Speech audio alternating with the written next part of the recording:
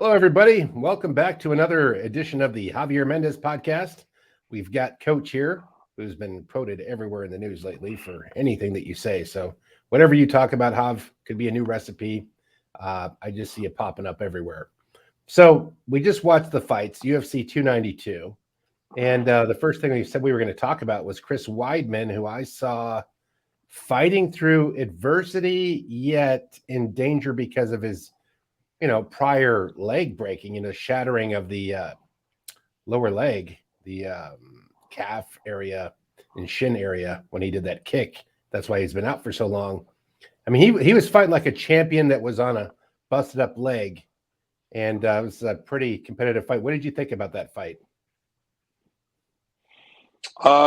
It was a bad fight for him to have made his comeback, and that's the thing about the UFC. They're not traditionally known to help you out, to build you back up. It's kind of like sink or swim, because I definitely would have not wanted someone like what he got, a person that's virtually very difficult to take to the ground, because you're talking a guy that fought everybody, the who's who of the list, Yo Romero, all the people this guy fought, and did Romero take him down? Did Romero try to take him down? How many people would try to take this guy down, and how many people failed? Chris failed every single attempt. Did not have one opportunity where he could take him down, or he had him. And every time Chris would switch stances on the weak side, that calf kick would come right away. And it's not just the calf kick; it was the upper above the knee. He was, if you notice, on both sides, the right side and the left side, he had a bump almost in identical places from all the leg kicking that Tavares was giving him. Tavares is on point, man. He was on point. He just, and it was not something I really wanted to see, because such a great fighter like Weidman trying to come back. It's a great comeback story, but this one didn't have the comeback. It had that please retire. Dana's asking him to retire. Chris is saying, no, I got unfinished business. And you know what?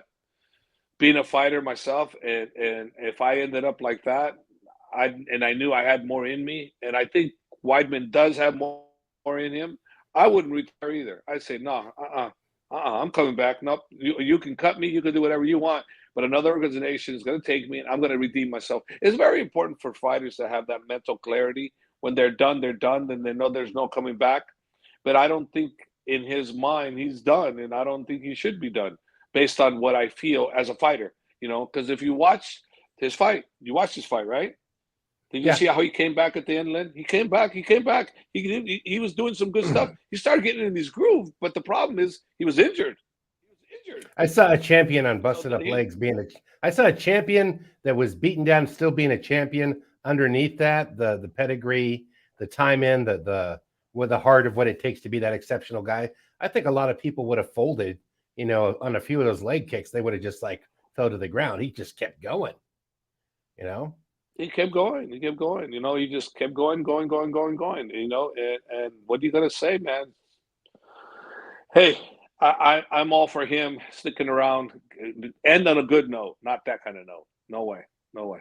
Unless it's going to take another few years for him to recover from the leg, he got torn meniscuses or whatever, ACL. If he's got any of that kind of damage, then okay, maybe it is time to hang him up. But if you don't and you can recover, and in other words, if he can bounce back in 6 months and fight in 6 months, I would say he should fight back in 6 months, and then give it his best, and if he wins or lose, then go. There's no gimme fights like What do you're we got? saying. No, no. And then the pay-per-view main card, it started out with Marlon Vera versus no, I'm sorry, Chito, Vera, Cheeto. yeah, versus Munoz, Pedro Chito Munoz versus versus Marlon Munoz. Vera. Yeah. Yeah. This is one of the fights where, honestly speaking, the first two rounds were so damn close. Even though Munoz was scoring on the punch stats, kick stats, punch stats, he was by far almost almost at one point doubling Vera, right? But the fights were closer than you anticipated, and I I didn't know who was winning any one of those rounds. At the end, I could have seen it go the other way around, but not 30-27. I could have seen it gone, 29-28 for Munoz, because Munoz did not win the third round. The third round was the only clear round in my eyes. That was like, okay, we know who won that one. But the second and the first was like, okay, well, who do you give that to? Well, Munoz, Chito. Oh, you're like, oh man, I don't know. That was too close of a fight, man. Too close. I mean, That's the ones you don't like. He had a good strategy. Keep them points up and keep going and try to make it all the way through without taking a dent to the head from, Cheeto with the knockout power. Keep him occupied so he can't load up and knock him out. Keep him off balance. And I don't know. It didn't look like he was trying to finish him as hard as Cheeto was like hunting for that knockout. But I guess in the closing, final round, you could see he was getting the better of the situation. It's like he finally loosened up. And that's the weird thing about some people that are slow starters. Go ahead. The jab was killing him. That jab was killing Pedro. That jab of Cheeto's was on point, man. It was on point. It was a good jab, very good jab.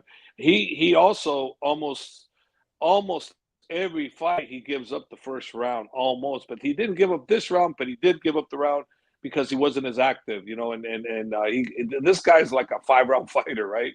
And he's fighting 3 rounds because he doesn't really get warmed up. He gets going as the rounds get stronger, right? And that's what he did. But and then I think you heard Sean O'Malley, talking about, hey, let's go, let's go, So I don't know. Let's see, but let's go into the main event. The second fight, that was Bautista, right? Versus Bautista versus Damon Blackshear. Blackshear. That was a back and forth. Another fight too that I was like, shit, I didn't know who won that fight. I really didn't. I was like, it could have easily gone to Blackshear, easily gone to him. There was no way that one was, oh, well, Blackshear, no, he got beat. No, that could have easily gone to him. Easily. That was a fight that could have easily gone to him. And so the decision on that, I seen his corner was like shocked.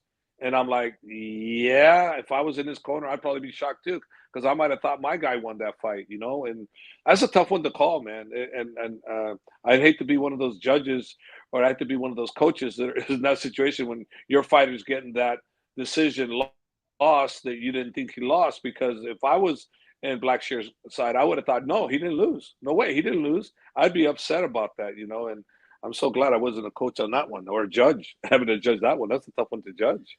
That was very tough. They kind of implied like Blackshear was going to like get him in some like very fancy submission or something, but this guy was game. He had his the twister. There's only three in existence ever. The twister, yeah. They were, and then as funny as it was, that Bautista put him in almost the same similar situation, but just didn't go for it. But they were almost in the same spot, It was kind of funny, but it was not a great fight, but it went back and forth. Bautista, right? Am I saying that right? Bautista, yeah. He basically, when Blackshear took him down, he got up right away. So all those things that he did didn't amount for nothing, because he didn't have but a second control, nothing. So that's why maybe the judges saw it the way it is, because you took me down, but I got up before he could count 2, right? So it's kind of like, what did you do with it? You did nothing with it. So what does it count? Counts for nothing.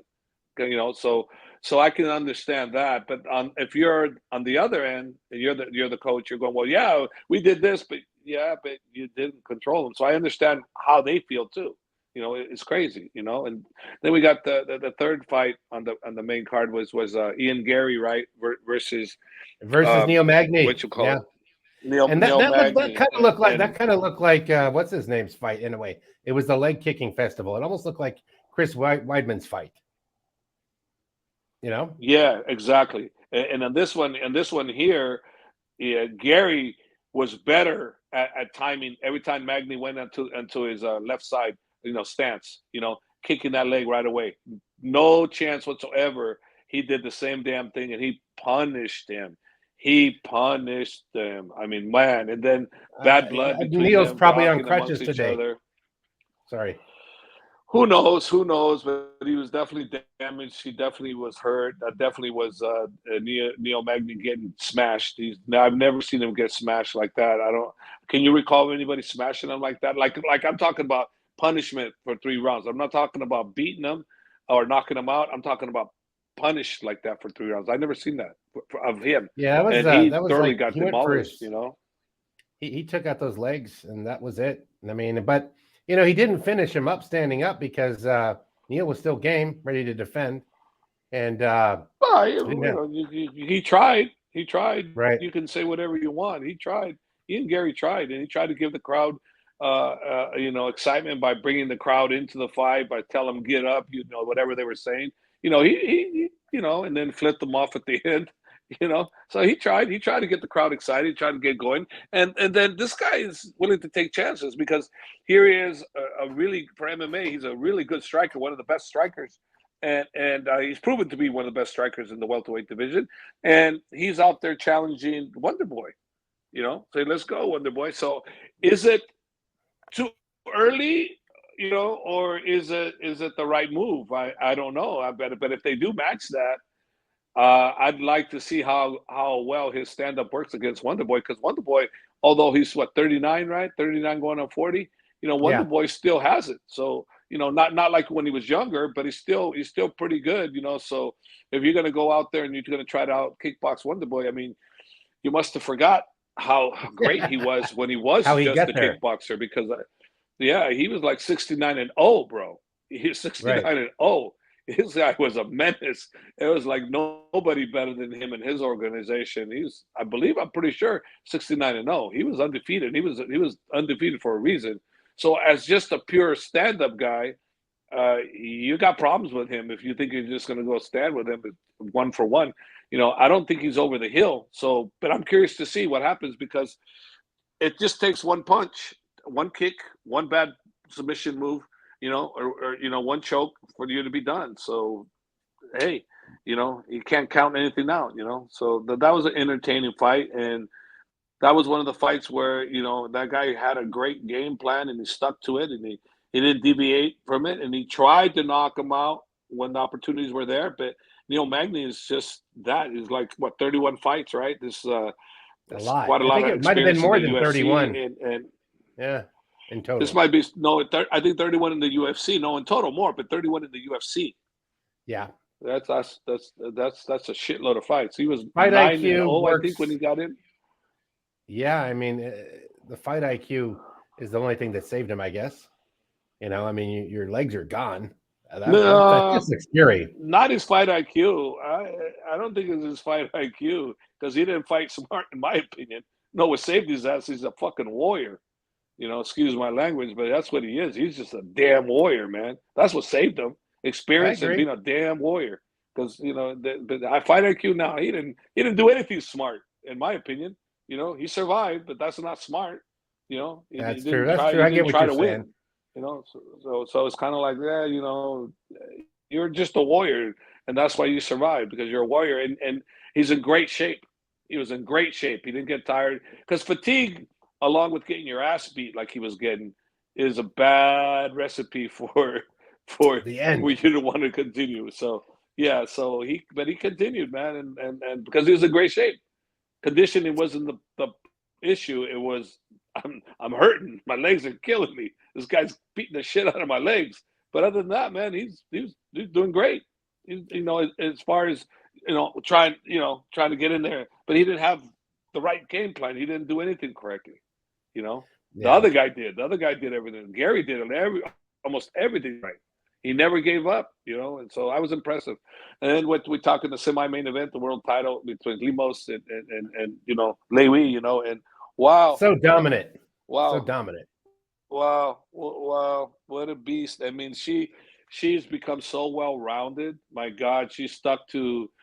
I got to tell you, from watching the fight, had she not had that kind of dominant performance on the ground, I'm not so Mhm. sure she would have won on the stand-up because she got the little bit of exchanges on the stand-up.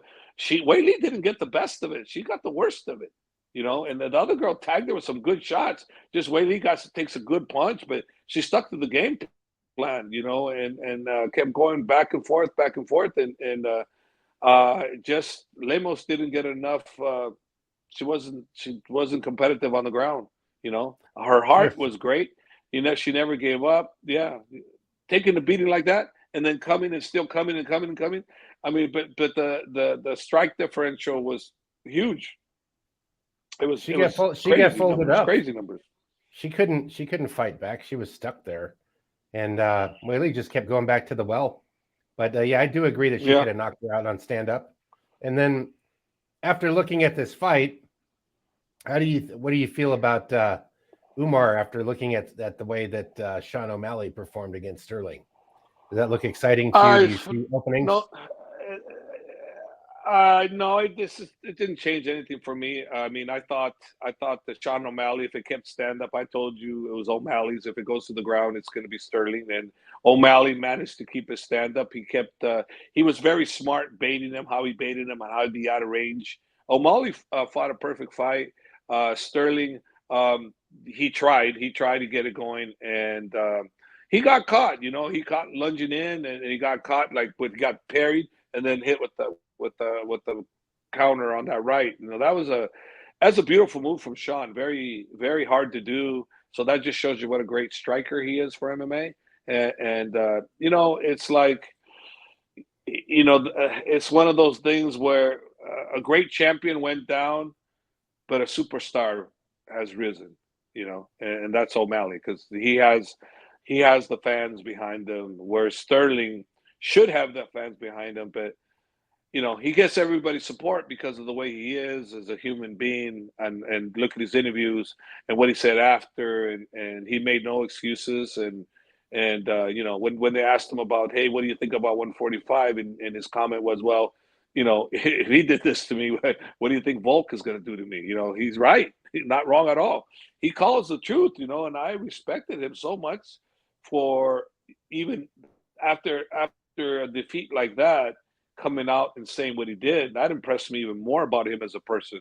And I'm surprised that people don't actually love that guy more for the competitor he is and for the honest person he is. I mean, he's not, flashy. He's not this, he's not that, but man, he tells the truth.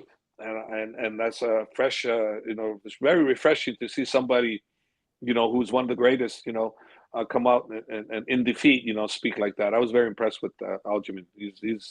He's got my vote for one of the greats for sure. Well, now there's the opening for Marab to jump up and fight the champ, because now guess who's there? But whoever, UFC will make the fight according how they want to. But whoever gets to fight Sean, they're kind of stepping into the new kind of super popular fighter era. I mean, he's going to make that weight division, the pay-per-views, fly higher than they have before, I think. Well, yeah, you're right on that. When it comes to the bantamweights, maybe Sean O'Malley is the guy that's going to bring awareness to the bantamweight division. And you heard him ask for Vera Chito, so because Chito's the only one that beat him, and let's not fool ourselves, right? It wasn't a Mhm. fluke. Chito went directly for the calf, and hey, he just hit gold with it. Okay, who knows what would have Right. happened had he not hit gold with the calf? But who knows? Cheeto might have beat him anyways. I don't know. All I Right. know is that wasn't a fluke. So for O'Malley to say, well, that fight I don't count on my record, which is what a champion does. They don't acknowledge because they don't feel they got beat. There was a technique where their body failed. But that's what it is. If you get caught in the chin, your body fails. Well, you lost. So that's kind of what I feel about that. But I think that him and Vera, that would be a great rematch people would want to see. Also, him and Marab, because that's Aljamain's training partner. Marab's number one. Mhm. That'd be great. And then of course, for me, I can't wait for Umar to get healthy, and let's see who they give us. And then hopefully we get one fight, then we get the title. Because I think Umar is right in there, and I still believe in my heart 100% Umar will be the future champion. It's just when we get there, and right now, we're not in the contention because of the injuries. But once that happens, Umar will be there, and then everybody's going to see how great Umar is because you watch all Umar's fights. when has he got dominated ever? I've never seen all his 15 fights. He's never been dominated. He kills everybody. Right. So and he does it in every way. He's not just a striker. He's just not a ground guy. He's an all around great MMA fighter. Umar is just all the way out. That's why I call him Young Eagle, because he's like the 2.0, because he has more in his arsenal than Habib did. Because Umar learned the stand up where Habib wasn't doing any stand up. Umar was doing stand up, so he was way ahead of Habib in that regard. As far as learning the all around game. Habib started learning the all around game when he came to me on the trips he came. We'd start learning it, but Umar came to me already knowing how to kick, knowing how to punch, knowing how to do all that stuff. So Umar already was a good stand-up guy when he came to me. That's pretty awesome. I mean, you get Umar, and then you get Usman's fight coming up in Bellator, October 7th. So he's gonna be fighting in San Diego. So when does he start training with you guys? He's coming in this week, from what I was told, to start training camp here. He is the main event in the Bellator 300. It's a big event. Remember 300. It's just like UFC 100, UFC 200. This Bellator 300. It's a big event. So this will be a big deal, and he's the main event, rightfully so. It's a stacked card. But Umar, his brother, Usman's going to perform. He's going to perform. He's just getting better and better, and he likes the limelight. He likes performing, and he likes winning, and he wins good. So he knows how to win. He knows how to win impressively, and Umar, his brother Usman, is going to come out and he's going to crush it. He's going to crush it, and then he's going to advance to the finals. Who knows who he'll meet in the finals, but he's going to crush it. He's going to come in, and Brett Premise is a great fighter. Yeah, he is. He's a great fighter, and we have our hands cut out for us if we're not prepared for him, for sure. Because he's a great fighter. But we know what we have. We know what he's all about. So we're going to do what we need to do to get past him, and go from there. But yeah, no mistake. Brett Premise is a great fighter. Let me ask you a question. Of all your fighters, now with Habib, you like, if he tells me he's winning, you believe absolutely. But you don't get nervous or butterflies. I mean, do you feel when you train up to a point like I'm good to go, ready to do this? I mean, how does it feel as a coach with these very talented guys that you have from Dagestan, like Umar and Usman and Habib and Islam? Like, do any of them give you more like, ooh, I hope they stick to their thing? Not to name names, but to any of them, you feel like absolutely we're winning, dominating, guaranteed. And then, ooh, I hope we stick to the game plan. Is there any that give you that vibe? Yeah. A few of them have, and I try to get them out of it, and I couldn't do it, and that's where I failed as a coach. I couldn't get them, because when you recognize what's going on, and your job as a coach is to try to get them back on track, and you cannot get them back on track, you can't say it's not your fault. It is your fault, because regardless of whether you can get them back or not, what I'm trying to get at is my job. If I recognize something and it wasn't there before, right? It wasn't there before, and I couldn't get them back on. Well, it's my fault, because I didn't know how to get him back on. And I've had that happen to me a few occasions where, I couldn't get to my guy, and things went bad. Yeah.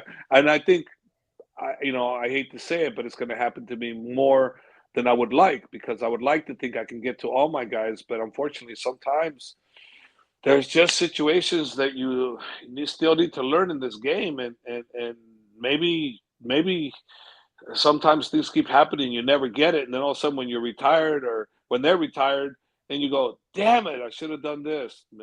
That's just part of the game, right? I'm not the same coach I was 10 years ago. I'm not the same coach 10 years ago that I was 20 years ago. Every time I get into that arena, every time I get into that cage and I'm watching a fight, I'm a better, improved, different version of the coach I was before, because I have some new knowledge, some new appreciation of what it takes to stay on top, and yeah, I'm always on that journey to try to figure out everything that's coming, that's unseen, and try to capitalize on the mistakes and try to improve on your mistakes. No, you as a coach, what would you say, looking back, like a fighter seeing himself improve as a coach, you get to see it like 5 years, 10 years, 20 years, like, wow, how much knowledge. And you can only get there through experience. There's no other way, right? Pretty No, much. there's no other way. There's no other way. It's just experience. Just experience. You just have to go through it. And the one thing that as a coach, I feel you have to accept you don't know everything. You don't know everything, and you're not always right. Right. You're not always right, and if you understand that, then if you go, am I right? And you go, huh? Well, you'll look into every aspect of why you should be right. Why, this is that way. Why this is not that way. And that's what keeps you on your toes. If you think, oh, you got it, you got it. Don't worry, and all of a sudden, boom. Like I'll give you an example. Islam Makachev was going to fight Alex, right? And Habib was worried. Habib was worried. He was very worried about this Habib fight. was seeing And, something. Habib was seeing something. he was worried, He and could see I the big wasn't. picture. Right. I wasn't worried. I said, no, I'm not worried. I go, I know it's a tough fight. I know he's in great shape, but I'm not worried. I think regardless how it's going to happen, I believe we're going to win.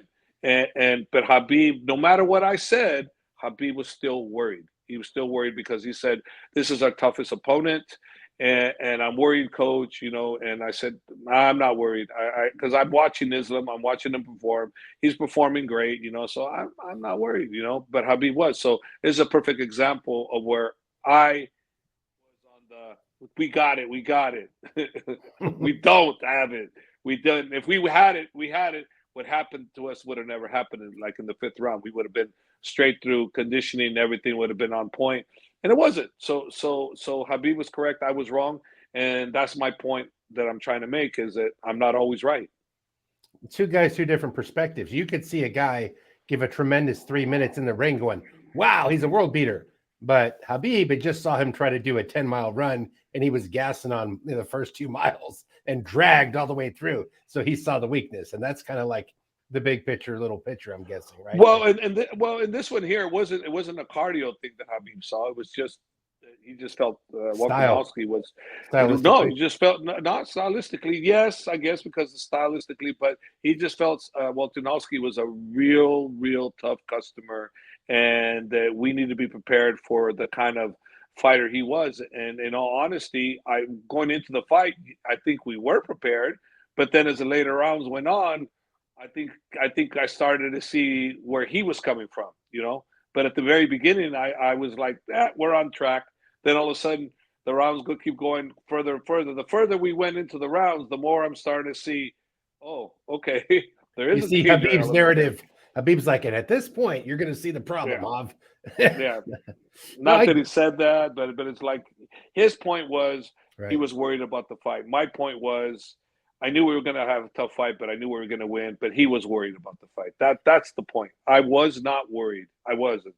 I could see that on the outside. I could see that because if he just walked through Charles like da walk in the park, and that guy just destroyed the hardest 4 or 5 guys that were ahead of him, that everybody was like, wow, watch out for this guy. And then you're just looking, oh, we're going down a weight class. So you already made this amazing champ look whatever.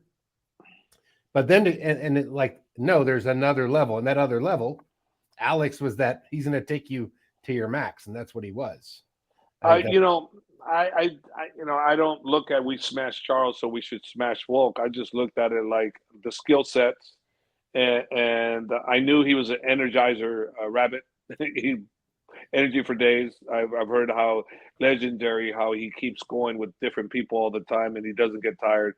So I heard all about that. So that didn't surprise me. What surprised me is that we got tired, and I wasn't, I didn't see that in practice, but who knows? Maybe the fact that he was basically almost 10 pounds lighter than he normally is. He was lighter because we normally have 36 hours to rehydrate.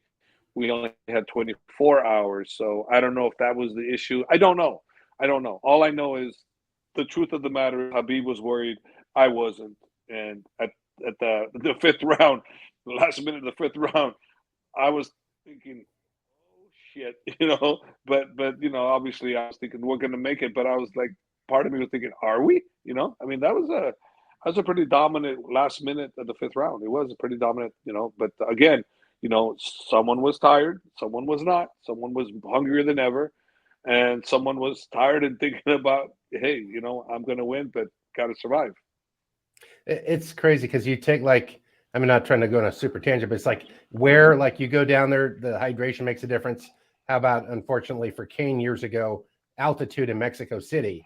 You don't prepare for that. Like Kane's cardio was invincible. The most people were quoting him in scientific journals or something. No lactic Yeah, acid buildup, endless cardio. I no, read or saw something about that. They did yeah, tests yeah, on yeah, him, like he's the $6 yeah, million man, right? yeah. But then Not you not in find Mexico that we have a City. kryptonite, right? Good. Yeah, kryptonite was Mexico. Mexico, that altitude. I tried to drastically get him to go off 6 weeks out, and he wouldn't do it. Because I knew that Fabricio was out there training in a really higher altitude than Mexico, and I'm thinking, shit, man, we need to get out there. We need to get out there. Uh, Kane said no. He goes, I've been there. I trained there.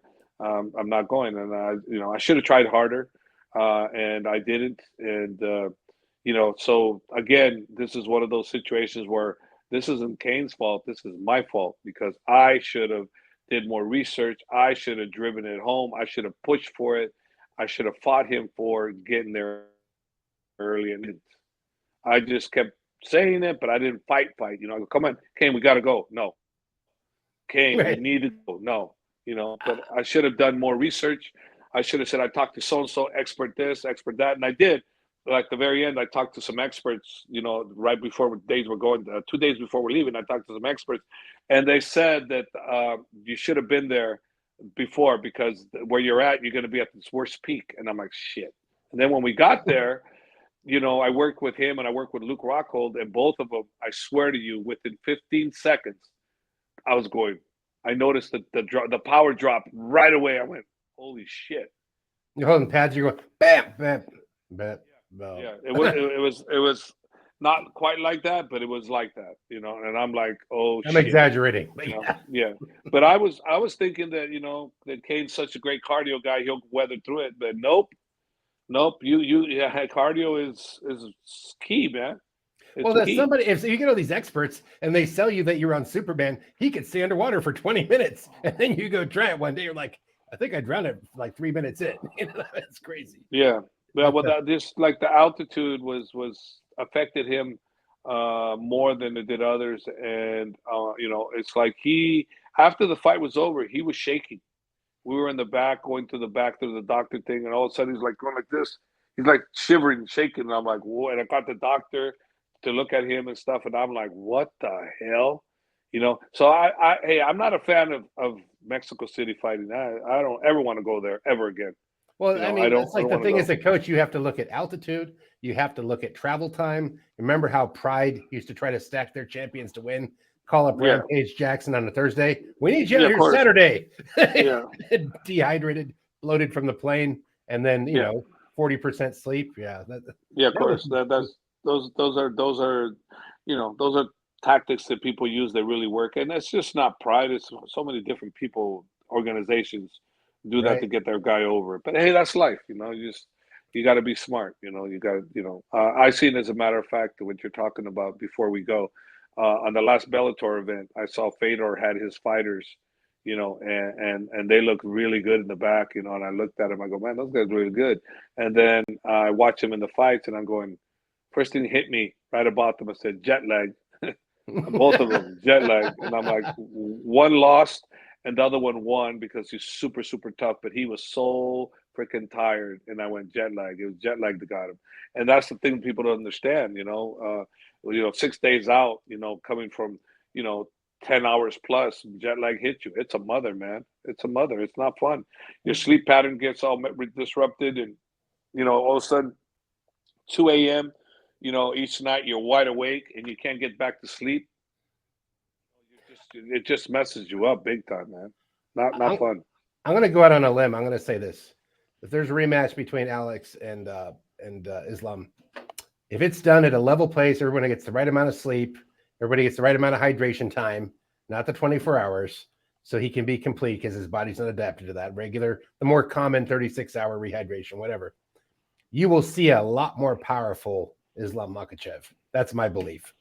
And, I'm not saying that we won't see any less powerful Volkanovski, but we will see a much more empowered, because I know his capacity, like just like that, what happened with Kane or anybody that's taking these flights.